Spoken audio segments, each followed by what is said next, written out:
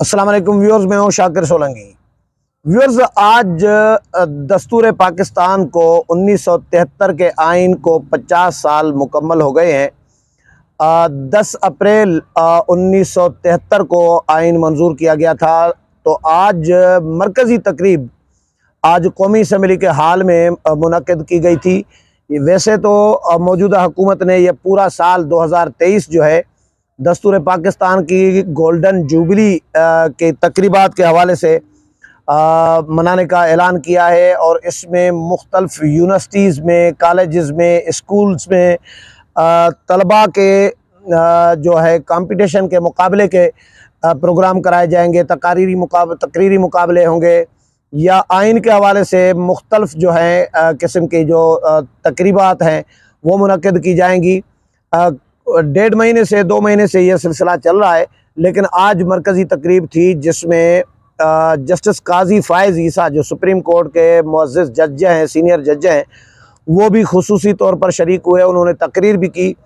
اور دیگر یقیناً ججز کو بھی ہو سکتا ہے دعوت دی گئی ہو، لیکن مجھے اس کا علم نہیں ہے۔ لیکن قاضی فائز عیسیٰ صاحب نے کہا کہ ہو سکتا ہے باقی ججز مصروف ہوں، اس وجہ سے وہ نہیں آ سکے، لیکن قاضی فائز عیسیٰ آئے تھے۔ آصف علی زرداری نے تقریر کی، میاں شہباز شریف نے، وزیر اعظم نے تقریر کی، بلاول بھٹو زرداری نے تقریر کی، مولانا اسد محمود نے تقریر کی۔ 4-5 مین تقاریر تھی، اور کچھ قراردادیں منظور کی گئیں۔ قراردادوں میں کیا کہا گیا ہے وہ بھی آپ کے ساتھ شیئر کروں گا، لیکن تقریب سے پہلے صبح سے 9:30 بجے سے یہ آغاز ہوا ہے تقریب کا۔ پارلیمنٹ ہاؤس کے باہر جو ڈی چوک ہے، ڈی چوک کے ساتھ سبزہ زار ہے، سبزہ زار پر آئین کا یادگار قائم کیا گیا، اس کا افتتاح کیا گیا، سنگ بنیاد رکھا گیا۔ اسپیکر قومی اسمبلی راجہ پرویز اشرف نے سنگ بنیاد رکھا آئین کے یادگار کا، اور اس کے بعد پھر تصویروں کی نمائش ایک رکھی گئی تھی پارلیمنٹ کے اندر ہی، کہ جو اس دور میں جن لوگوں نے، جن رہنماؤں نے دستخط کیے تھے 73 کے آئین پر، یا اس وقت جو جشن منائے گئے تھے، پبلکلی جو جشن منائے گئے تھے، عوام نے ڈھول کی تھاپ پر جو بھنگڑے ڈالے تھے، جو خوشی کا اظہار کیا تھا، ان کی تصاویر تھیں، یا مختلف قسم کے جشن کی تقریبات کی جو تصاویر ہیں پرانی 73 کی، تو وہ بھی رکھی گئی تھی نمائش کے لیے۔ لیکن اس میں مختلف جو شعبہ زندگی کے جو مختلف شعبے ہیں ان سے وابستہ لوگوں کو بلایا گیا تھا۔ پارلیمنٹ قومی اسمبلی کا ہال کھچا کھچ بھرا ہوا تھا، گیلریز بھری ہوئی تھیں۔ 100 سے زائد جامعات، یونیورسٹیز کے وائس چانسلر کو خصوصی طور پر مدعو کیا گیا تھا۔ اس میں وزیر اعلیٰ سندھ بھی تھے، سید قائم علی شاہ، مختلف وزرائے اعلیٰ بھی تھے، لیکن سابق وزیر اعلیٰ سندھ سید قائم علی شاہ بھی موجود تھے۔ قائم علی شاہ صاحب کے حوالے سے میں آپ کو بتاتا چلوں کہ قائم علی شاہ واحد شخصیت تھے آج کے اس تقریب میں جو دستور پاکستان پر دستخط کرنے والے ممبران میں، رہنماؤں میں شامل ہیں، اور قائم علی شاہ صاحب 1973 میں قومی اسمبلی کے ممبر تھے، اور انہوں نے بھی دستخط کیے تھے، اور یہ دستور ساز اسمبلی کے اس وقت کے ممبر تھے قائم علی شاہ صاحب۔ تو یہ واحد شخص تھے جو آج کے اجلاس میں موجود تھے۔ باقی جو دستخط کرنے والے تھے اس وقت کے، تو وہ تو اللہ کو پیارے ہو گئے ہیں، لیکن قائم علی شاہ صاحب موجود تھے، تو یہ بھی آنر فیل کیا جا رہا تھا کہ دستخط آئین پر کرنے والے قائم علی شاہ صاحب موجود ہیں۔ اسی طرح مولانا اسد محمود تھے، مفتی محمود صاحب کے جو پوتے ہیں وہ بھی موجود تھے۔ اسی طرح مولانا شاہ احمد نورانی کو بلایا گیا تھا، شاہ احمد نورانی کے جو فرزند ہیں اویس نورانی صاحب، تو اویس نورانی صاحب کو بھی بلایا گیا تھا، یا باقی جو رہنما ہیں جن کے ساتھ رابطہ ہو سکا تو ان کو بھی بلایا گیا تھا۔ تو بڑی اچھی ایک یادگار تقریب کی گئی تھی۔ قراردادوں کے حوالے سے میں پہلے بتاؤں آپ کو کہ تقریروں کے حوالے بعد میں کروں گا اینڈ میں، کہ زرداری صاحب کی تقریر کا پیٹرن ججز اور عدالتیں کیوں رہے، یا جو موضوع ہے۔ اسی طرح بلاول بھٹو زرداری نے بھی موجودہ सुप्रीम कोर्ट के मौजूदा चीफ जस्टिस और उनके साथियों के हवाले से बहुत सारी बातें की, वो आगे चलकर बताऊंगा। लेकिन करारदादें इम्पॉर्टेंट हैं, वो भी मैं आपको बताऊं। करारदादों में एक करारदाद तो वज़ीर आज़म ने पेश की, दूसरी करारदाद रज़ा रब्बानी साहब ने पेश की, तीसरी करारदाद मरियम औरंगज़ेब वज़ीर इत्तलात जो हैं उन्होंने पेश की, चौथी करारदाद वज़ीर ख़जाना इसहाक़ डार ने पेश की। रज़ा रब्बानी साहब ने इसलिए करारदाद पेश की क्योंकि वो 18वीं तरमीम की पार्लिमानी कमेटी के वो सरबराह रहे हैं, इसीलिए उनको भी करारदाद एक पेश करवाई गई उनसे भी। तो ये तमाम करारदादें मुत्तफ़िक़ा तौर पर मंजूर की गई। एक करारदाद में वज़ीर आज़म ने करारदाद जो पेश की उसमें कहा गया कि जी 10 अप्रैल का दिन हर साल यौम दस्तूर के तौर पर मुल्क भर में मनाया जाएगा, मुख्तलिफ़ तक़रीबात का इनेकाद किया जाएगा। दूसरी करारदाद एक ये भी थी कि स्टेट बैंक की जो इस्लामाबाद बिल्डिंग है वहाँ पर पहले कौमी असम्बली का हाल हुआ करता था। ये जो मौजूदा कौमी असम्बली है पार्लियामेंट हाउस में, ये नहीं होती थी। पहले कौमी असम्बली होती थी स्टेट बैंक की बिल्डिंग में हाल होता था। उसमें 3 वज़राए आज़म उस असम्बली ने देखे, 4 सदूर देखे सदर ममलिकत, और 5 स्पीकर्स और डिप्टी स्पीकर्स देखे उस बिल्डिंग ने जो स्टेट बैंक की बिल्डिंग में हाल है। तो आज उसके हवाले से भी करारदाद मंजूर की गई और उसको कौमी विरसे का दर्जा देने का ऐलान किया गया करारदाद में कि कौमी विरसे का दर्जा इसको दिया जाएगा। और इसके अलावा कौमी असम्बली यानी 14 अगस्त से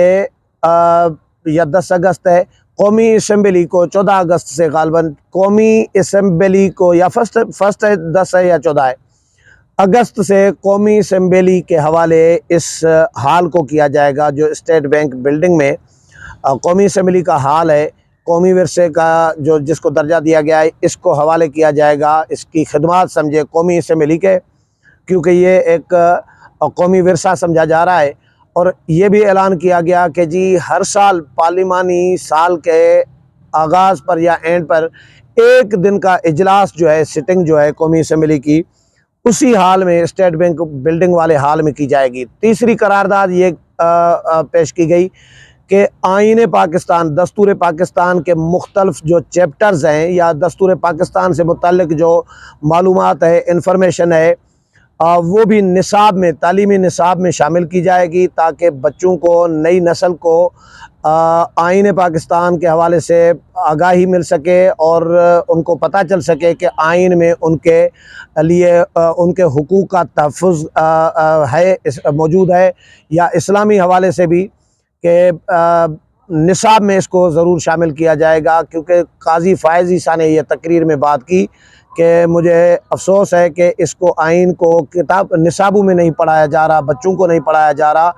अमेरिका में उन्होंने कहा कि मेरी अहलिया जो है, वाइफ जो है, वो अमेरिकन स्कूल में पढ़ाती थी, तो अमेरिकन स्कूल में अमेरिकन जो आइन है, अमेरिकी आइन, उसके हवाले से चैप्टर्स शामिल होते थे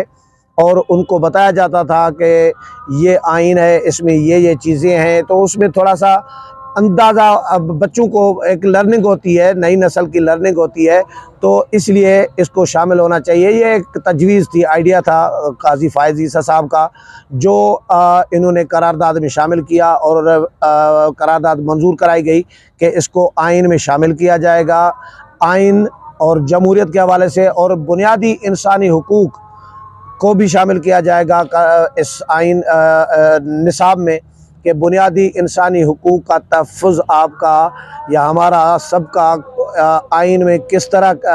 दर्ज है और किस तरह आइन हमारे हुकूक का ज़ामिन है, इसको भी शामिल किया जाएगा। ये करारदादें थी। अच्छा, आता हूँ मैं तकरीरों पे। आसिफ अली ज़रदारी से पहले बिलावल भुट्टो ज़रदारी तकरीर की और बिलावल से पहले वज़ीर आज़म मियाँ शहबाज शरीफ ने तकरीर की।